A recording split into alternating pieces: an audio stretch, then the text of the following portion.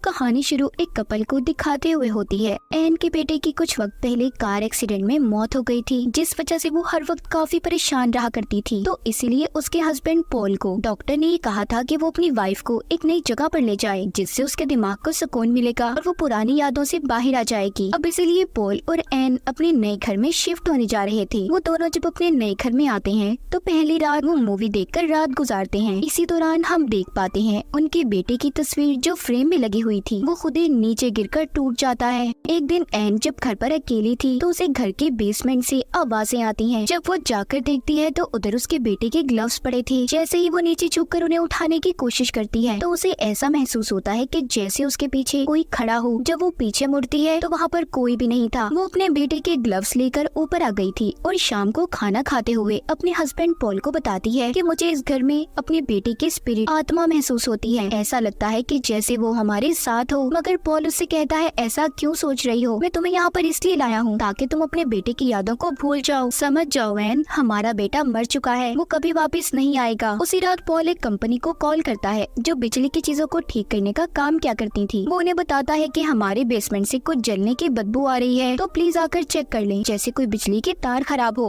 वो कंपनी बताती है कि हमारा एक आदमी आपके पास आएगा जो आकर आपके घर की इलेक्ट्रिसिटी बिजली को चेक कर लेगा। तभी वहाँ पर एन आती है जो अपने बेटे की तस्वीर का टूटा हुआ फ्रेम लाकर पॉल को दिखाती है और कहती है मैंने कहा था ना हमारे बेटे की आत्मा हमारे साथ है। देखो उसे ये तस्वीर कभी पसंद नहीं थी, इसीलिए तो उसने ये फ्रेम तोड़ दिया। तभी इनके दरवाजे की बेल बजती है और इनकी मुलाकात एक कपल से होती है जिनमें हस्बैंड का नाम डेव था। वो बताते हैं कि हम आपके पड़ोसी हैं और हम यहाँ पर आपसे मिलने आए हैं। ये सुनकर एन कहती है हमें यहाँ पर आए हुए 2 हफ्ते हो गए हैं मगर हमसे मिलने अभी तक कोई नहीं आया। ये सुनकर डेव कहता है ये बात काफी अजीब है, जब भी इस घर में कोई रहने आता है तो पूरे टाउन में अजीब अजीब बातें होने लगती हैं। पॉल जब उससे इस बारे में बात करता है कि ऐसा क्यों है, डेव बताता है कि कुछ अरसा पहले यहाँ पर एक फैमिली रहती थी जो पहली बार इस घर में शिफ्ट हुई थी। उनका एक फ्यूनरल पार्लर था, मतलब कि वो मरे हुए इंसानों को तैयार करके उनको दफनाया करते थे। बाद में उनके लिए पूरे टाउन में ये बातें फैलने लगी कि वो फैमिली लाशों को मेडिकल हॉस्पिटल में बेच देते हैं और खाली कॉफिन ताबूत को कब्र में दफना देते हैं। जब इन सब बातों के बारे में टाउन के लोगों को पता चला तो उन्होंने उस फैमिली को यहाँ से बाहर निकाल दिया। फिर उस फैमिली का हेड शराब पीने लगा जिस वजह से उसकी मौत हो गई। डेव की वाइफ उन्हें यहाँ पर जब कुछ बताने लगती है तो डेव उसे चुप करवा लेता है। फिर वो लोग यहाँ से जाने लगते हैं। डेव जाते हुए उन्हें ये भी बताता है कि ये घर बहुत पुराना है, आज 30 साल बाद कोई नई फैमिली इस घर में रहने आई है। वो इस घर को उन्हीं पुराने लोगों के नाम से पुकारता है। ये सुनकर पॉल कहता है नहीं, ये अब हमारा घर है। डेव की वाइफ जाते हुए एन से हाथ मिलाती उसे कुछ पकड़ा कर जाती है। वो एक नोट था जिसमें लिखा था कि इस घर को हर 30 साल बाद एक फैमिली चाहिए, तो जितनी जल्दी हो सके इस घर से चले जाओ, छोड़ दो इस घर को। पर पॉल इस बात को ज्यादा सीरियस नहीं लेता। जब रात को ये दोनों सो रहे थे तो तभी एन की आंख खुलती है। उसे ऐसा लगता है कि जैसे उसके दरवाजे पर कोई खड़ा है, मगर जैसे ही वो देखती है उधर कोई भी नहीं था, इसलिए वो दोबारा सो जाती है। तभी हम उनकी फैमिली फोटो पर किसी भूत का साया देखते हैं। जब सुबह होती है तो एक आदमी इनके घर पर बिजली को ठीक करने आया था। वो आदमी बेसमेंट में अपना काम करना शुरू कर देता है। तभी ऊपर पॉल के पास एन आती है जो कहती है कि मैंने अपने दोस्तों को बुलाया है जो पैरानॉर्मल इन्वेस्टिगेटर हैं। वो भूत प्रेत से बात कर सकते हैं और मैं ये जानना चाहती हूँ कि सच में हमारे घर में कोई भूत है या हमारे बेटे की आत्मा। उधर बेसमेंट में जब वो आदमी बिजली की तारों को चेक कर रहा था तो तभी बेसमेंट की लाइट जलने बुझने लगती है। वो आदमी सीढ़ियों पर बैठी हुई एक लड़की को देखता है। पास जाकर उसे पता चलता है कि वो कोई आम लड़की नहीं बल्कि एक भूतिया आत्मा थी। अचानक से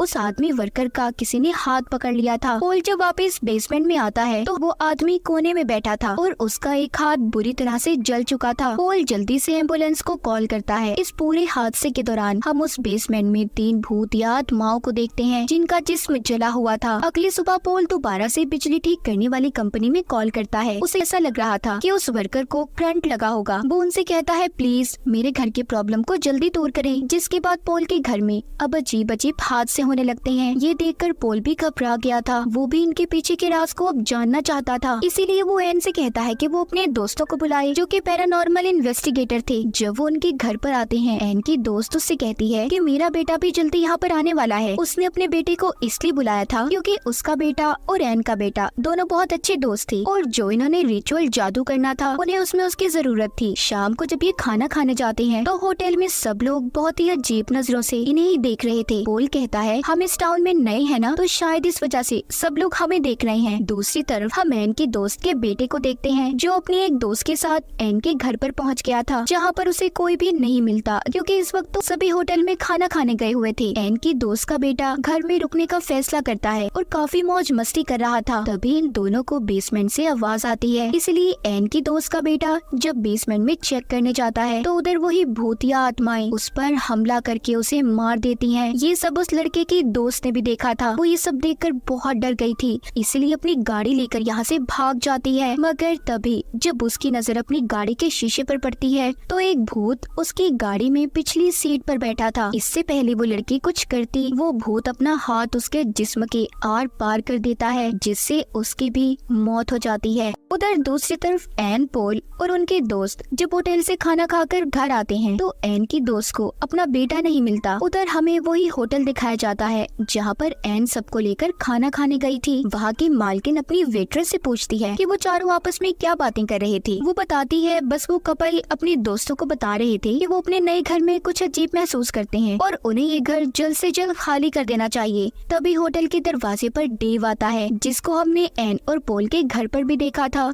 जो उनका पड़ोसी था, जो आते ही उस वेट्रेस को मार देता है जो ये सब बता रही थी। होटल की मालकिन उससे पूछती है कि तुमने मेरी वेट्रेस को क्यों मार दिया। वो कहता है तुमने उन लोगों के पास उसे क्यों भेजा था। यहाँ पर हमें कहानी का असल राज पता चलता है। डेव बताता है इस घर को हर 30 साल में एक फैमिली की जरूरत होती है जिसे वो मार कर खा सके। पहले उस घर में सबसे पहले एक फैमिली आई, फिर उसके बाद पोल और एन उस घर में शिफ्ट हुए। अगर ये लोग यहाँ से सही सलामत निकल गए तो बहुत कुछ गलत हो जाएगा। उस घर की डार्कनेस, काली परछाई पूरे टाउन में फैल जाएगी, जिससे हर किसी की जान को खतरा होगा। यहीं पर हमें एक और बात पता चलती है कि जिस फैमिली के बारे में कहानी के शुरू में डेव ने एन और पोल को बताया था, जिनका फ्यूनरल पार्लर भी था, वो खुद यहाँ से कहीं भी नहीं गए थे, बल्कि इन टाउन के लोगों ने उन्हें यहाँ पर जलाकर मार दिया था। वो भूत आत्माएं उन्हीं लोगों की थी जो उस घर में आने वाले हर इंसान को मार देती थी, मगर अब तक उन्होंने एन और पोल को नहीं मारा था। इसलिए डेव ये फैसला करता है कि अगर उन भूतों ने एन और पोल को नहीं मारा तो हम मार देंगे। उधर घर में एन की दोस्त उसे बताती है कि मुझे तुम्हारे घर में कोई काली ताकत महसूस होती है। कोई तो है इस घर में जो बरसों से छुपा हुआ है, पर वो तुम्हारा बेटा नहीं है। जब रात होती है तो पोल को अपने दरवाजे के बाहर कोई खड़ा हुआ नजर आता है। उसे ऐसा लग रहा था कि जैसे एन की दोस्त वहाँ पर खड़ी हो, पर एन की दोस्त तो अपने हस्बैंड के साथ सो रही थी। अचानक से वो भी उठ जाती है। उसे भी डरावना सपना आया था। वो अपने हस्बैंड को बताती है कि इस घर में बहुत सी लोगों की जान गई है, ये घर बिल्कुल ठीक नहीं है। उधर पोल के कमरे का दरवाजा भी खुद ही खुल गया था और उस पर एक भूत हमला कर देता है, मगर जल्दी उसकी आँख खुल गई थी। मतलब वो भी सिर्फ एक सपना देख रहा था। सुबह को नाश्ता करते हुए एन की दोस्त सबको बताती है कि मुझे इस घर में घुटन महसूस हो रही है, इसलिए एन उसे अपने साथ घर का कुछ सामान लेने मार्केट ले गई थी। घर में एन की दोस्त का हस्बैंड रिचुअल जादू की तैयारी कर रहा था ताकि वो इस रिचुअल के जरिए उन भूत आत्माओं से बात कर सके जो इस घर में रहती हैं। मार्केट में एन की दोस्त उससे कहती है कि तुम लोगों को जल्दी ये घर छोड़ देना चाहिए, तुम्हारे घर में किसी काली ताकत का साया है। तभी उधर डेव आ जाता है जो इनसे बात करने लगा था। एन की दोस्त जब उसकी बातों को सुनती है तो उसे वो अजीब लगता है। एन की दोस्त डेव से पूछती है कि जो फैमिली एन से पहले रहती थी वो सच में ये घर छोड़कर चली गई थी। डेव कहता है हाँ ऐसा ही है, पर कहती है नहीं ऐसा नहीं है, तुम झूठ बोल रहे हो, क्योंकि कल रात मैंने उस घर में एक फैमिली को देखा है जो मर चुकी है।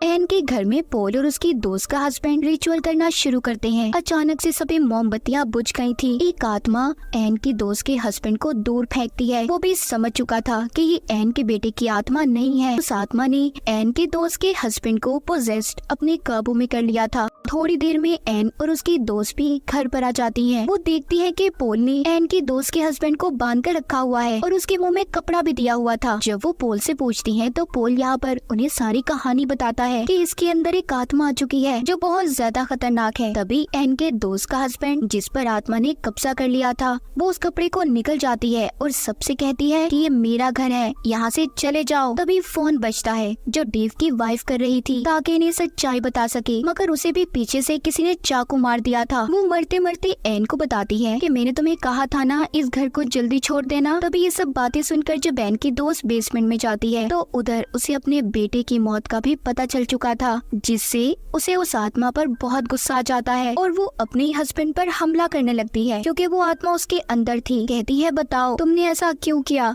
एन भी उस आत्मा से पूछती है कि आखिर तुमने टाउन के लोगों के साथ ऐसा क्यों किया था। वो आत्मा बताती है क्या तुम्हें उस इंसान डेव की बातों पर यकीन आ गया है, वो झूठ बोल रहा है। वो आत्मा बताती है डेव ने इस घर में एक शैतानी आत्मा को जगाया था जिसके लिए उसने मेरी सारी फैमिली को जलाकर सेक्रीफाइस उस शैतानी आत्मा के आगे कुर्बान कर दिया और यही वजह थी इस घर के बेसमेंट से हमेशा जलने की बदबू आया करती थी। और होटल की मालकिन को भी डेव इसलिए जानता था क्योंकि वो उसके कल्ट का हिस्सा थी। एन की दोस्त ये सब जानने के बाद अब भी अपने हस्बैंड को होश में लाने की कोशिश कर रही थी ताकि वो आत्मा उसका पीछा छोड़ दे। तभी वो आत्मा एक रॉड उठाकर उसके हस्बैंड की आंखों पर उसी से वार करवा देती है जिससे वो वहीं पर मर जाता है। ये नजारा देखकर तीनों यहाँ से भागने लगे थे। तभी एन की दोस्त जब दरवाजा खोलती है तो डेव ने आकर उसके सर पर गोली मार दी थी जिससे उसकी वहीं पर मौत हो जाती है। एन और पोल घर के अंदर वापस भागते हैं। यहाँ पर डेव होटल की मालकिन और बाकी कल्ट के लोगों को भी ले आया था जो एन और पोल को मारकर उस शैतानी शक्ति को देना चाहते थे। ये सभी पूरे घर में एन और पोल को ढूंढ रहे थे मगर उस फैमिली के भूत जिनको इन्होंने पहले जलाकर मारा था वो एक एक करके इनको मार देते हैं। इस घर में खून की होली शुरू हो गई थी। हर तरफ मौत का समा था। ऐसा लग रहा था कि जैसे वो भूत डेव के लोगों को मारकर एन और पोल को बचाना चाहते हो। उधर एन के पास जब होटल की मालकिन उसे मारने जाती है तो एन ने अपने हाथ में बहुत से चाकू पकड़े हुए थे। वो सभी चाकू एक ही बार उस होटल की मालकिन के गले में मार देती है जिससे उसकी भी मौत हो गई थी। जिसके बाद एन और पोल यहाँ से भागने लगते हैं तो उनके सामने डेव आ गया था जो कहता है कि इस घर को हर 30 साल बाद एक फैमिली का सेक्रीफाइस चाहिए तो तुम्हें तो मरना ही होगा, मेरी मजबूरी है। तभी डेव के पीछे उस फैमिली का लीडर आ जाता है